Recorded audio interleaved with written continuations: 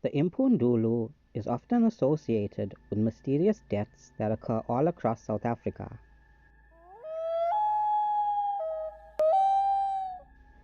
While there is no direct evidence that the bird-like monster has taken a life, there are signs that may suggest it did.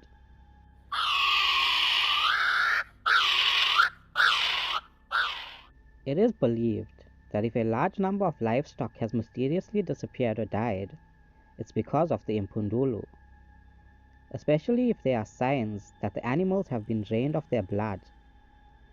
This happens particularly in rural areas where small groups of people live.